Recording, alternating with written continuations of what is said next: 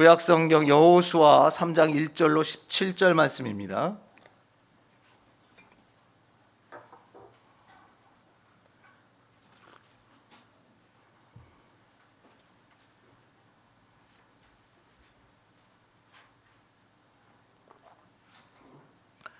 여호수아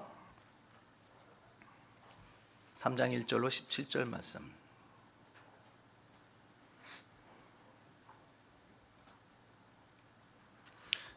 좀 깁니다. 근데 본문 전체의 내용을 좀 이해해야 돼서 1절부터 17절까지를 다 보시는데 우리 교독으로 하겠습니다. 또 여호수아가 아침에 일찍 일어나서 그와 모든 이스라엘 자손들과 더불어 시딤에서 떠나 요단에 이르러 건너가기 전에 거기서 유숙하니라.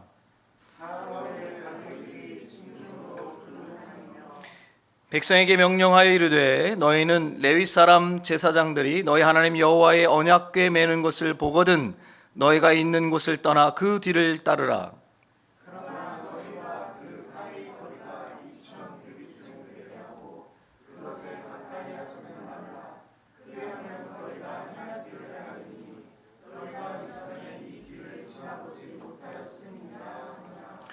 여호수아가 또 백성에게 이르되 너희는 자신을 성결하게 하라.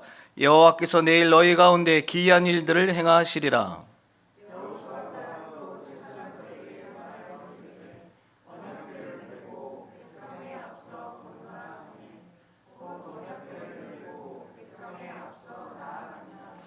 여호와께서 여호수아에게 이르시되 내가 오늘부터 시작하여 너를 온 이스라엘의 목전에서 크게 하여 내가 모세와 함께 있었던 것 같이 너와 함께 있는 것을 그들이 알게 하리라.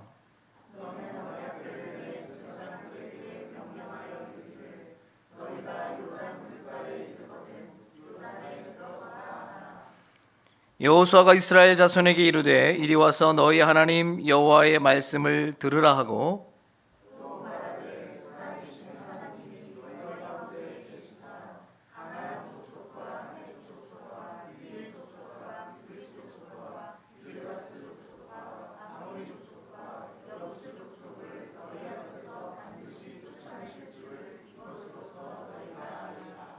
보라 온 땅에 주의 언약궤가 너희 앞에서 요단을 건너가나니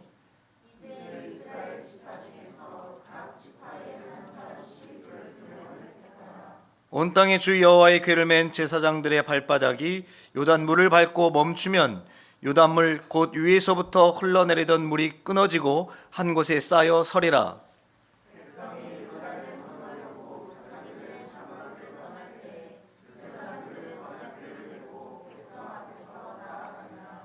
요단이 곡식 거두는 시기에는 항상 언덕에 넘치더라.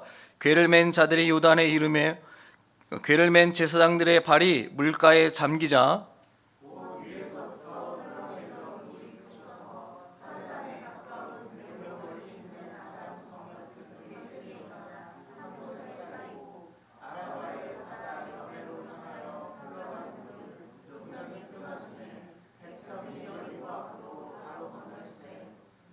함께합니다.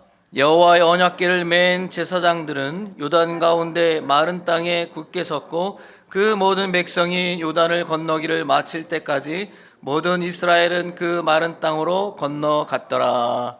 아멘.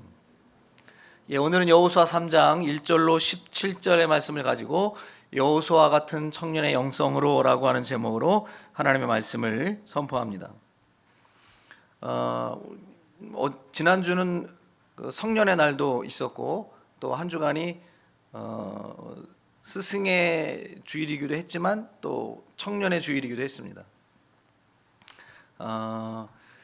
이제 모세 다음으로 여호수아가 이스라엘의 지도자가 돼서 하나님의 뜻을 이루고 또 이스라엘 백성들을 인도해서 하나님이 약속하신 가나안 땅까지 들어가는 마지막의 사역을 이루게 됩니다. 그때 여호수아 갈렙 1세대에는 여호수아 갈렙 딱 두 사람만 들어가는데 그 여호수아 갈렙이 이제 모세 이후로 이스라엘 백성들을 인도하게 되는 그 지도자로서 세워지면서 이제 가나안 땅에를 들어가게 됩니다. 그때 여호수아 갈렙이 굉장히 아마 두려웠을 겁니다. 200만 명이라고 하는 이스라엘 백성들을 데리고 광야를 지나서 거기서 40년 동안 방황을 했잖아요. 그리고 이제 가나안 땅에 들어가는데, 그 가나안 땅에 들어갈 때 가나안의 족속들이 철기로 무장한 사람들입니다. 그러니까 물론 광야에서 아멜렉이랑 전투도 했지만 이스라엘 백성들이 가나안 족속과 맞닥뜨려서 실제 전투를 해야 되는 굉장히 두려운 일들이에요. 근데 여호수아가 이제 가나안 땅으로 들어가야 된단 말이죠. 얼마나 그게 여러분 두렵겠습니까? 그런데 우리가 성경을 보면 잘 알겠지만 모세는 40년 동안 가나안 땅에 못 들어가거든요. 물론 이스라엘 백성들이 죄를 지었고 모세가 하나님 앞에 잘못한 것이 있기 때문에 그러기도 했지만, 그러나 여호수아는 애초에 열 하루길 만에 들어가들 가나안 땅은 3일 만에 이제 들어갑니다. 모세가 죽고 나서 하나님이 여호수아를 지도자로 세우시고 말씀하신 거예요. 사흘 안에 너희가 내가 약속한 그 땅을 밟게 될 것이다. 그게 얼마나 두렵겠냐고요. 가나안의 족속들이 기다리고 있죠. 40년 동안 광야에서 뺑뺑이를 돌았으니 이스라엘 백성들이 그 연합이나 단합이나 이런 용기가 얼마나 있을지 여호수아가 굉장히 두려웠을 겁니다. 그러나 여호수아와 갈렙은 가나안 땅을 정복해 갑니다.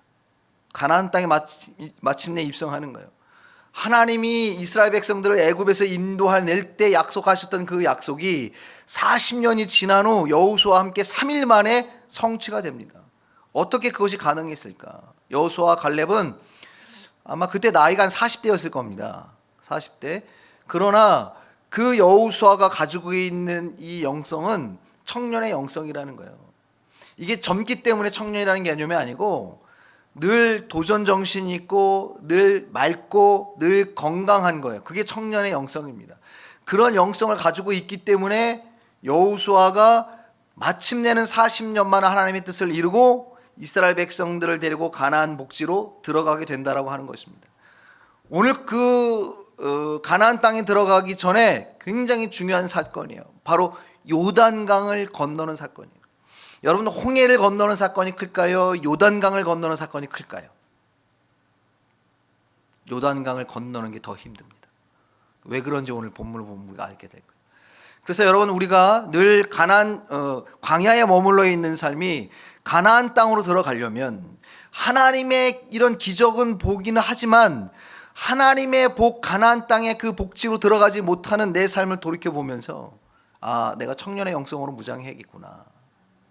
환란을 벗어나는 데만 있으면 안 되거든요. 가나안 땅에 들어가야지. 광야에서도 하나님 역사는 끊임없이 일어납니다. 그러나 그곳은 복의 땅은 아니었어요. 훈련의 땅이었습니다. 우리가 여러분 이제는 가나안 땅에 들어가야 될 줄 믿습니다. 청년의 영성을 가지면 가나안 땅에 들어가게 된다는 것입니다. 그러면 어떻게 여호수아와 갈렙은 어떤 영성을 가지고 있었기에 가나안 땅을 들어가게 되는가? 여러분, 가나안 땅을 들어가게 되는 이 여정에 하나님이 필수로 요구하시는 것들이 있습니다. 자, 그것을 한번 우리 다 같이 한번 보십시다. 자, 1절 말씀에 보면 또 여호수아가 아침에 일찍이 일어나요. 여러분, 광야에 머물러서 평생을 우리가 환난 가운데 하나님 역사는 경험하지만 복으로 가지 못하는 인생은요, 일찍은 일어나지 못합니다. 이게 뭐냐면 게으르다는 얘기예요. 성공한 사람들을 다 보면 다 부지런합니다. 일찍 일어납니다. 왜냐하면 뭔가 계획이 있고 목표가 분명하고 자기의 꿈에 대한 열정이 있기 때문에 잘 수가 없어요. 잠이 안 와. 어제 상은이가 생일이라서 생일 파티를 했거든요. 친구들을 데려다가 그 전날 잠을 못 자더라. 막 설레고 막 이랬어. 내가 여러분 꿈이 분명하고 바람이 분명한 사람들은요 계속 잘 수가 없어요. 항상 먼저 일어나고 항상 먼저 옵니다. 내가 예배를 사모하고 내가 은혜를 사모하는 사람들은 늘 예배당 일찍 와요. 여러분, 어떤 계약건이 있거나 중요한 일들이 있다고 보세요. 먼저 갑니다. 먼저 가서 미리 준비하고 다 하잖아요. 우리가 지난주에 간증을 함께 나눴지만 그 차길영 대표도 항상 계약 있으면 먼저 가가지고 하나님 앞에 무릎을 꿇고 싶은데 꿇을 곳이 없으니 화장실에 가서 변기 앞에 무릎 꿇고 아무도 안 보니까 그곳에서 기도한다는 거예요. 그 자기의 이 모든 하나님의 역사와 은혜와 복은 그곳에서 일어났다고 하는 거죠. 게으르면 안 돼요. 일찍 일어나는 겁니다. 이스라엘 백성들이 가나안 땅에 들어가기 위해서는 일찍 일어나는 거예요. 아침 일찍 일어나는 겁니다.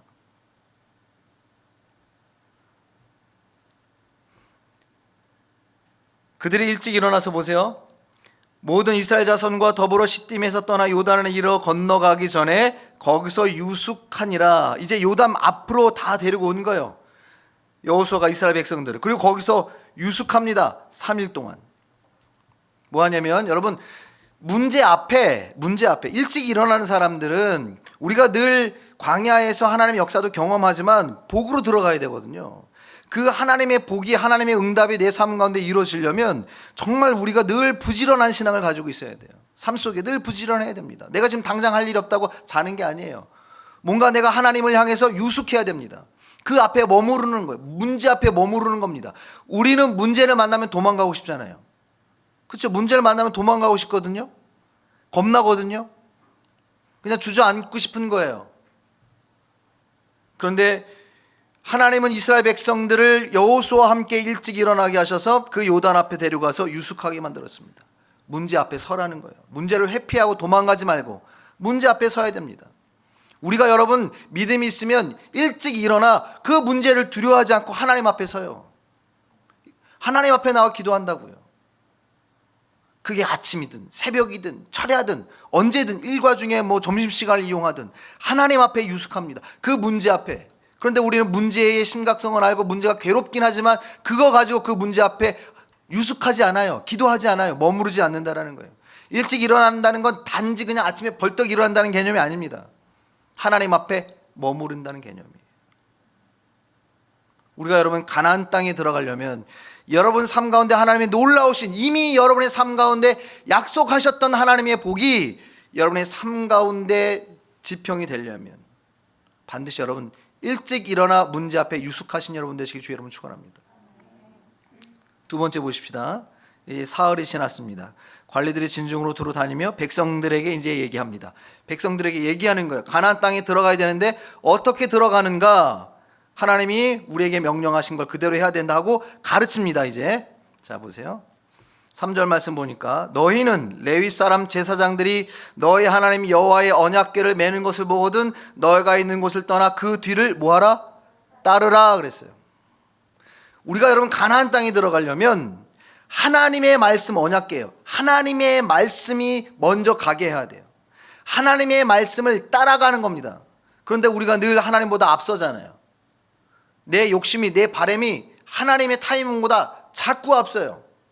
에녹이 죽음을 보지 않고 들림받았습니다. 이유가 뭐라고 그랬어요? 동행했기 때문에 그래요.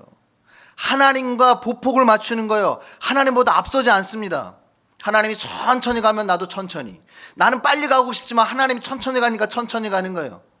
나는 힘들어서 느리게 가고 싶은데 하나님 빨리 가. 그러면 빨리 가는 겁니다. 그게 동행이에요. 에녹은 그렇게 동행했기 때문에 인생 가운데 가장 힘들고 괴로운 거, 그 누구도 피하고 싶은 죽음을 맛보지 않고 하나님의 나라로 들림받았다는 거죠. 너희가 가나안 땅에 들어가기 위해서는 언약궤 매는 것을 보고 그 언약궤가 가면 그 뒤를 따르라 그랬어요. 늘 여러분 말씀의 인도하심에 따라가는 여러분 되시기 바랍니다. 하나님을 앞에 모셔야 돼요. 다윗의 고백 아닙니까? 하나님의 말씀을 앞에 모셔야지 내가 앞서고 나의 욕심이, 나의 뜻과 타이밍이 앞서면 늘 우리는 미끄러집니다. 늘 길 잃어버려요. 늘 방황합니다. 이 땅에 보면 많은 사람들이 물질적인 풍요를 누리지만 그러나 여러분 그들의 삶과 정서와 그들의 모든 신경은 병들어가고 있잖아요. 방황하고 있다고요. 왜? 하나님의 말씀보다 앞장서기 때문에 그래요. 하나님의 말씀은 저 뒤에 두고 심지어는 먼지 쌓이게 저 구석에 두고 자신들의 생각과 판단과 가치와 경험으로 가거든요. 그러니 뭔가 이루는 것 같긴 하지만 공허한 거예요. 그렇게 우울증과 정신병들은 더 늘어나고 있습니다. 여러분, 우리가 언약궤가 먼저 가게 하고 그리고 그 뒤를 따르는 여러분 되시기를 주의 이름으로 축원합니다. 항상 말씀이 앞에 따라가야 돼요. 그런데 그 말씀을 따라갈 때 또 규칙이 있습니다. 4절 말씀 보세요. 그러나 너희가 그 사이 거리가 얼마 정도 되게 하라? 2000규빗쯤 되게 하고 그것에 가까이 하지는 말라 그랬어요. 너희가 그것을 멀리하고 적당한 거리를 두고 가면 너희가 이전에 이 길을 지나보지 못하였는데 이제는 그 길을 너희가 행하게 될 것이다 라고 말씀하고 있습니다. 이거를 뭐 주의 종하고 관계를 적당하게 거리를 둬라 이렇게 해석하시는 분이 있는데 그건 굳이 일부러 하는 것 같고, 이게 여러분 언약궤와 2000규빗이에요. 실제 거리로는 한 900m에서 1km 정도 되는 겁니다. 1규빗이 45cm 정도 되거든요. 요게 규빗이에요, 요게. 그러니까 한 900m에서 1km 정도 되는 거예요. 언약궤와 이스라엘 백성들의 무리의 거리가 1km 되라는 거예요. 그건 뭐냐면 여러분, 언약궤는 사람이 지키는 게 아닙니다. 사람이 지킨다고 지켜지는 게 아니에요. 언약궤 자체가 능력이 있기 때문에 잘못 만졌다면 사람이 즉사해요. 우사를 아시잖아요. 사람이 지키는 게 아니고 그 자체의 권위가 있기 때문에 갑니다. 즉 900m라는 거리를 띄우라는 건 너희가 하나님의 말씀을 귀하게 여기라는 거예요. 그 말씀의 권능을 너희가 알으라는 거예요. 그래서 거리를 두는 겁니다. 우리가 여러분 말씀을 잘 읽고 뭐 큐티도 많이 하고 성경을 배우다 보니까 자칫 잘못하면 이 말씀을 내가 생각하는 거예요. 내가 해석하거나 만만하게 보는 거죠. 나 성경 다 알아. 가끔 인생 살다가 어려운 일을 경험하는 교만한 분들이 있습니다. 하나님 그를 치셔서 깨닫게 하시고 돌아오긴 하는데, 근데 그들의 공통점이 뭐냐면 하나님의 말씀을 자기가 만만하게 봐요. 내가 다 알거든. 나 그 설교 진짜 한 20번은 들은 것 같아. 알면 뭐하냐고. 알면 아는 게 아니에요. 지난주에 말씀 나눴죠. 참 믿음은 아는 것, 믿는 것이 하나 되는 거예요. 지식으로 아는 게 아니라 내 삶의 것을 순종함으로 아는 것이죠. 그런데 이게 지식으로 아니까 교만한 거예요. 하나님의 말씀을 여러분 자주 본다고 해서 만만하게 보지 마시고 900m의 거리를 띄우셔야 돼요. 말씀의 위엄을 여러분 알라는 거예요. 말씀을 귀하게 여기라는 거예요. 아무리 여러분 내가 아침에 일어날 때 성경 읽어야지 라고 한다고 해서 그 행위가 말씀을 앞에 놓는 겁니까? 아니에요. 말씀을 귀하게 여겨야 돼요. 이 말씀의 능력이 오늘도 살아서 운동력이 있어 내 삶 가운데 나타나는구나 를 믿어야 되는 거예요. 그게 900m입니다. 여러분 말씀과 900m의 거리를 유지하고 계세요? 그러면 내가 말씀을 안 볼 수 없잖아요. 내가 말씀을 함부로 대할 수 없습니다. 내가 성경을 랩 치고 내가 지난주에 교회 갔다 와서 성경책 어디다 뒀지? 그러지 않단 말이에요. 말씀을 내 삶의 지표로 보니까, 이 말씀이 내 삶에 역사하니까 말씀을 여러분 허투루 대할 수 없단 말이죠. 인생이 늘 꼬이고 미끄러지고 방황하는 인생들 보면 하나님의 말씀을 그렇게 귀하게 여기지 않습니다. 자, 세 번째는 5절 말씀 보세요. 여호수아가 또 백성에게 이르되 너희는 자신을 성결하게 하라. 여호와께서 내일 너희 가운데 기한 일들을 행하시리라 그랬어요. 하나님의 기이한 일이에요. 기적입니다. 내가 생각하지 못했던, 전혀 풀리지 않던, 그리고 내 방식으로 돈으로도 해결이 안 되는, 내 지식과 경험과 권력으로도 해결이 안 되는 일들을 만날 때 하나님이 그거를 풀어주시는 거, 그게 기이한 일입니다. 내 힘으로나 돈으로 되는 건 기이한 일이 아니에요. 근데 그런 자연적인 것으로 해결이 안 되는 초자연적인 하나님의 기이한 일들을 너희가 경험하게 될 것이다. 그것을 경험하려면 너희가 뭐 하라? 성결하게 하라는 거예요. 성결이에요. 성결이 뭡니까? 하나님 앞에 늘 깨어있는 것, 거룩한 영성을 유지하는 겁니다. 세상의 욕심들을 내우고, 여러분 이스라엘 백성들이 광야에서 40년을 훈련받았어요. 예수님도 광야에 들어가셨습니다. 다윗도 마찬가지고 하나님께 쓰임받는 사람들이 이 광야에서 훈련을 받게 돼요. 예수님이 오심을 예비하는 세례 요한도 광야에 있었습니다. 뭘 얘기할까요? 너희의, 그냥 여러분들이 그렇다고 나 사막에 좀 가야겠구나, 사막에 가서 한 3일 일주일 머물다 와야지, 이게 아니고, 그 광야라고 하는 건 뭐냐면 하나님을 뵙는 거잖아요. 오직 하나님만 뵙는 거잖아요. 그거는 근본적으로 뭘 얘기하냐면 너희의 심령 마음 속에 광야를 가지라는 거예요. 비인들을 가지라는 거예요. 여러분 우리가 삶의 문제들을 만날 때 내 삶이 광야가 되지 못해요. 비우지를 못해요. 빈들이 되지 못해요. 자꾸 욕심으로만 채워놓으려고 하는 거지. 성결하게 하라고 하는 건 그걸 내려놓는 거예요. 이스라엘 백성들이 광야에 있었잖아요. 하나님의 역사도 경험했잖아요. 만나와 메추라기도 먹었습니다. 그럼에도 불구하고 40년 동안 뺑뺑이 들어갔고 2명 외에는 아무도 못 들어갔다고. 왜? 광야에 있었지만 그들의 마음속엔 광야가 없어요. 빈들이 없어요. 욕심으로만 채워져 있지. 너희들의 마음에 빈들 광야가 있으라는 거예요. 그게 성결입니다. 한 집사님이 교회를 가기 위해서 아이들과 함께 택시를 타고 교회를 갔습니다.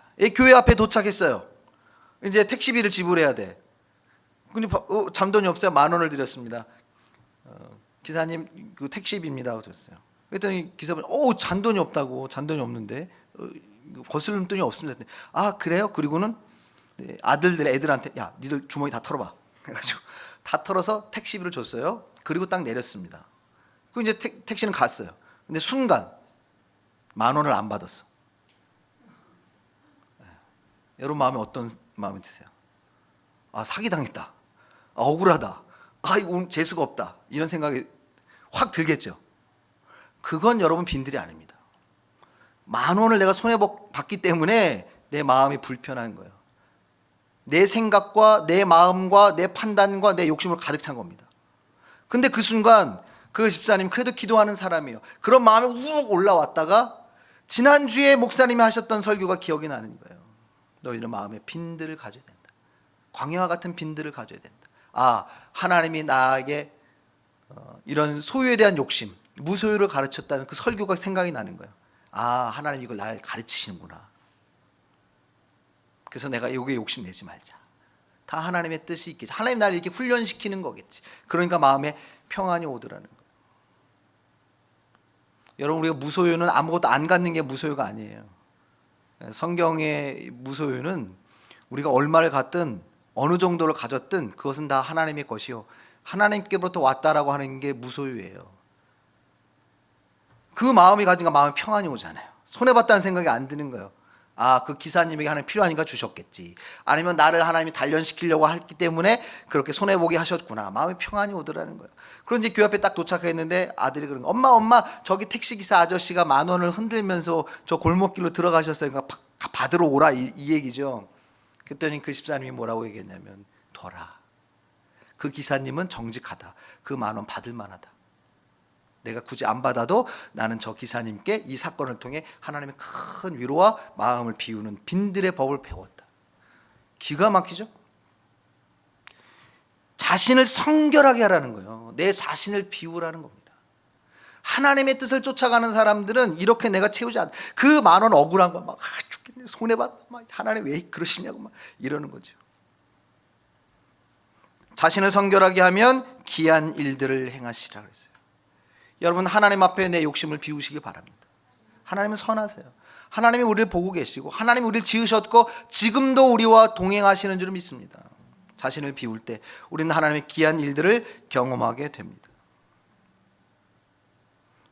자, 이제 마지막 가나안 땅에 들어가기 위해서 하나님이 지도자들, 제사장, 지금 우리 모두가 제사장입니다. 하나님 말씀하세요. 6절 여호수아가 또 제사장들에게 말하여 이르되 언약궤를 메고 백성에 앞서 건너라 하매 곧 언약궤를 메고 백성 앞에 나아가니라.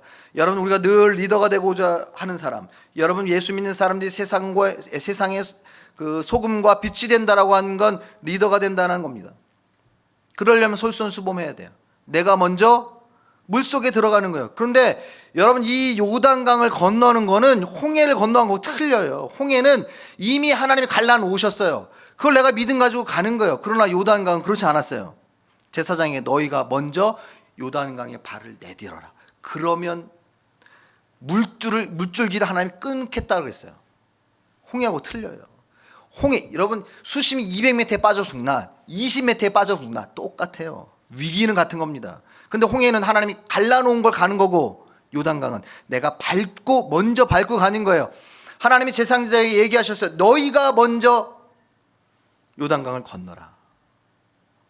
요단강을 먼저 밟는 겁니다. 여러분 내가 삶의 리더가 되길 원한다면 내가 그 위험을 감수해야 돼요. 보세요. 그것이 얼마나 위험한 일이었는지 15절 보세요.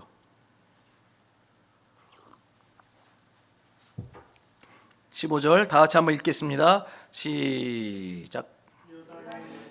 거두는 시기에는 항상 언덕에 넘치더라. 궤를 맨 자들이 요단에 이르며 궤를 맨 제사장들의 발이 물가에 잠기자. 아멘. 자, 요단이 곡식 거두는 시기였습니다. 이스라엘 백성들이 가나안을 들어가기 위해서 요단강을 건너는 시기는 그 요단 지역에 곡식을 거두는 시기예요. 이때는 물이 가득 넘쳐요.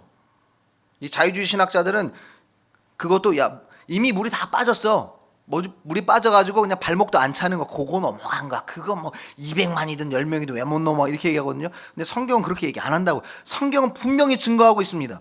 요단의 곡식 거두는 시기에는 항상 언덕에 넘치더라. 물이 차고 넘치는 시기입니다. 그때 궤를 맨 자들이 요단에 이르며 그랬어요. 여러분, 물살이 셀 때 강물도 굉장히 위험합니다. 쏠려가는 거예요. 그런데 너희가 먼저 그 강을 향해 발을 내디르라. 잠기라는 겁니다. 여러분, 우리가 홍해를 건너는 믿음이 있고 요단강을 건너는 믿음이 있어요. 홍해를 건너는 믿음은 하나님이 역사하신 것을 그냥 보고 그냥 가는 거예요. 하나님의 역사를 먼저 본 다음에 행동하는 거잖아요. 그러나 요단은요, 아니에요. 믿음으로 먼저 행동하고 하나님의 역사를 경험해요. 어느 게 더 큰 신앙입니까? 즉, 여러분, 환난에서만 벗어나는 신앙 되지 마시고 복을 향해 나가는 신앙이 돼야 돼요. 늘 홍해만 경험하려고 그래. 아니요, 이제는 요단강을 넘으셔야죠. 그러려면 먼저 내가 발을 내딛어야 돼요. 거기엔 수고가 따를 수도 있습니다. 위험을 감수해야 될 수도 있어요. 그러나 믿음으로 행동하면 하나님이 기이한 일 너에게 보이겠다 그랬어요. 여러분이 먼저 믿음으로 살 때에, 여러분이 먼저 믿음으로 행동할 때에 우리가 요단강을 건너가 가나안 복지에 들어가게 되는 줄 믿습니다. 그럴 때 주의사항이 하나 있습니다. 그게 뭐냐면 아까 15절 우리가 읽었어요. 요단의 이름에 궤를 맨 제사장들의 발이 물가에 잠기자 그랬어요. 그 요단강을 건널 때 여러분이 삶에 행동할 때에 반드시 궤를 먼저 매야 돼요. 뭐가 있어야 되는가? 말씀과 함께. 이 언약궤는 여러분 강을 건너보신 분 있으십니까? 예전에 여러분 우리가 다리가 별로 없어서 강을 그냥 다 생으로 건널 때가 많았어요. 저 어릴 때는 저는 잘 모르지만 옛날엔 그랬단 말이죠. 다리가 없던 시절에는. 그때 어르신들이 뭐라고 얘기했냐면 돌을 들고 가거나 무거운 짐을 들고 건너야지, 안 그러면 다 떠내려간다 그랬어요. 무게를 주는 거거든요. 언약궤가 하나님의 말씀의 무게입니다. 여러분의 인생의 환난 가운데 쓸려 내려가지 않으면 말씀의 무게가 있어야 돼요. 언약궤를 메고 가는 거예요. 제사장들에게 너희가 발로 디더라, 행동해라. 그런데 말씀 없이 행동하면 다 떠내려갑니다. 다 미끄러지는 거예요. 여러분, 하나님의 말씀을 잘 차곡차곡 채우세요. 일독심 하고 계시죠? 하나님의 말씀을 차곡차곡, 말씀을 들을 때도 여러분 집중해서 들으시기 바랍니다. 차기령 대표가 간증을 보신 분들이 있는 것 같더라고요. 여러분, 그 간증해 보니까 뭐예요? 차기령 대표는 3개 노트를 늘 갖고 다녀요. 큐티 노트, 말씀 노트, 은혜 노트, 기도 노트. 이걸 꼭 갖고 다녀요. 그래서 말씀을 항상 적어. 그 말씀을 듣고 하나님이 주신 내 마음에 와서 부딪힌 걸 꼭 적어요. 그거를 몇 년 동안 했더라고요. 하나님의 말씀의 무게가, 기도의 무게가 차곡차곡 쌓이니까 웬만한 물줄기엔 떠내려가지 않아요. 그러니 건너는 거예요. 건너고 보니까, 그 고난을 건너고 보니까, 그 요단강을 건너고 보니까 가나안 땅에 도착하더라는 거죠. 그런데 우리가 말씀의 무게가 없으니까 다 떠내려가. 또 원점, 또 떼내려가, 또 원점. 이거를 40년을 반복했잖아요. 여러분, 때로는 우리의 인생 속에 요단강이라고 하는 환란이 몰아닥칠 때에 하나님이 적당한 언약궤, 말씀뿐만 아니라 우리의 삶의 고난의 무게를 주세요. 근데 그게 요단강에 쓸려가지 않게 해요. 멸망과 사망에 쓸려가지 않도록 우리에게 적당한 고난의 무게를 주시는 거예요. 그거 벗어던지면 다 떠내려갑니다. 하나님 왜 나에게 고난 주시냐고. 그거 없으면 너 떠내려간다. 그거 없으면 너 나하고 완전히 끝난다. 그거 없으면 너 멸망이야. 때론 가끔 우리에게 고난의 짐을 주세요.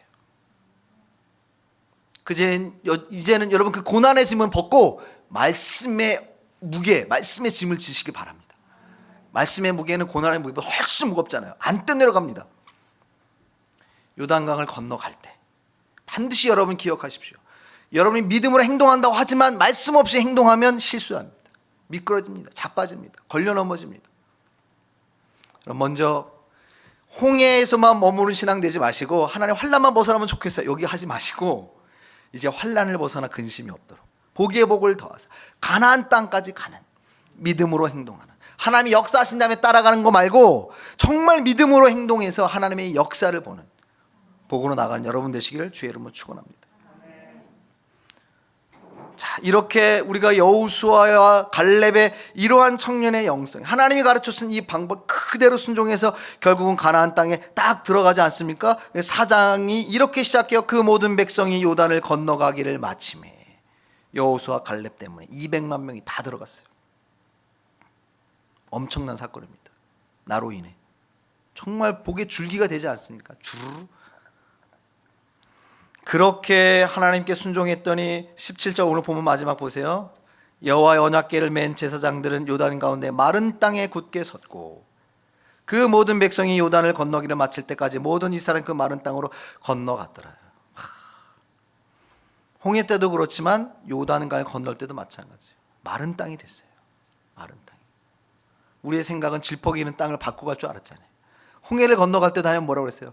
그들이 마른 땅으로 갔더라. 여기도 마른 땅으로 갔더라. 하나님이 우리의 모든 근심을, 환난을, 삶의 문제들을 말리시는 거예요. 쫙 말리시고. 그리고 우리가 그곳을 건너갑니다.